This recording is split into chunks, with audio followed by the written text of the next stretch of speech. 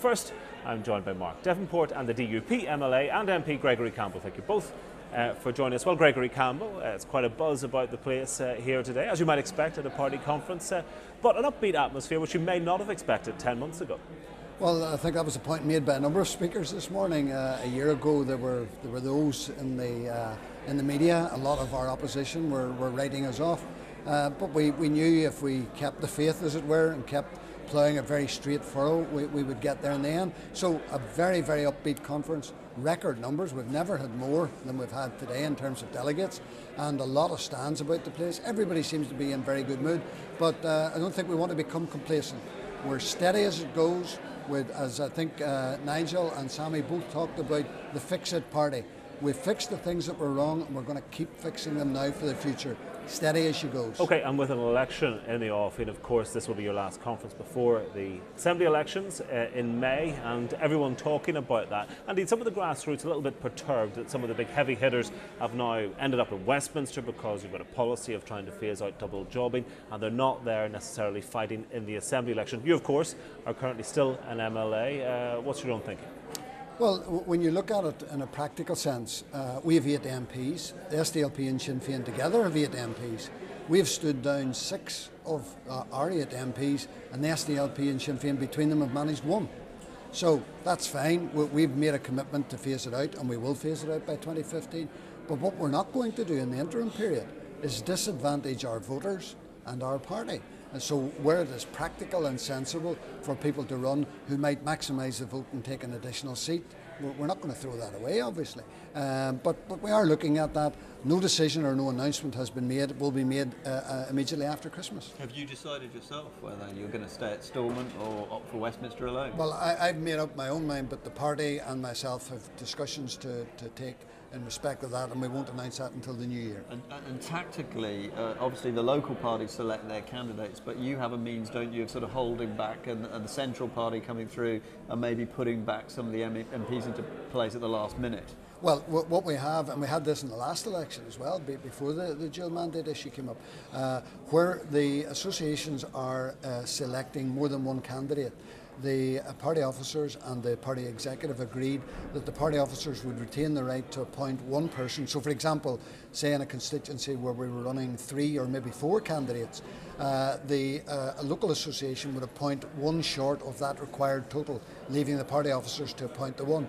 And we're looking at that either from the point of view of a so-called big hitter, or looking at females if we're short of them, the youth sector. It's to try and ensure that we get a better balance. We've got plenty of quality there, but trying to get the balance right so that voters can see we're trying to cater for everyone across the community. We mentioned big hitters. I mean, an obvious example, obviously present company excluded because you say you won't talk about your own case, but take Jeffrey Donaldson, for instance. I think his vote in the last Assembly election almost brought in, was it another 2 in his constituency. Is that someone who might be persuaded to come back for an Assembly election?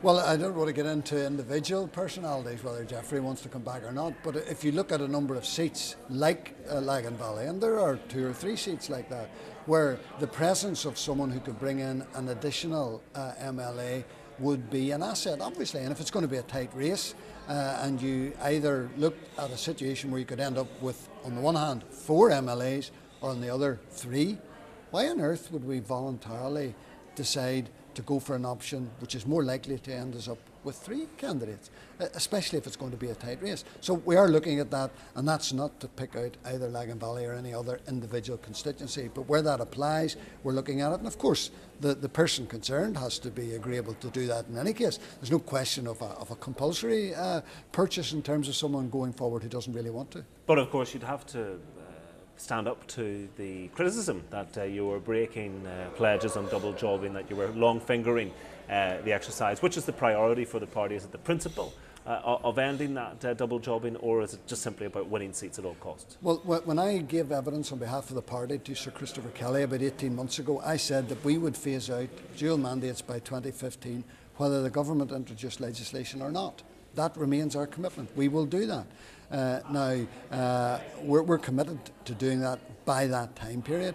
We wanted to do it more quickly, But if other parties are going to drag their heels and won't do it before 2015, well, we're not going to disadvantage our voters, while those parties say, well, we're going to take advantage of the DUP voluntarily going ahead with something that they've committed themselves to do anyway in 4 years' time, but for whatever reason they've decided to do earlier. I mean, it would be a foolish political party that would commit some sort of political suicide like that. We're not prepared to do that. So we are looking at the position, and we will announce the outcome in the next month or so. Now, so it's a different place today for the DUP than it might have been 10 months ago in the midst of all the scandals that engulfed Peter Robinson and his family.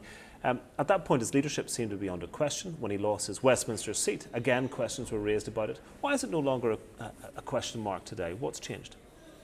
Well, I think that question perhaps would be better asked to some people in the media who make things an issue and then it goes off the boil. But I'm talking about obviously briefings that were coming from some within your own party. Well, I mean, at all times, even at the height of the problems 10 or 11 months ago, the party was saying, look, it's steady as she goes here.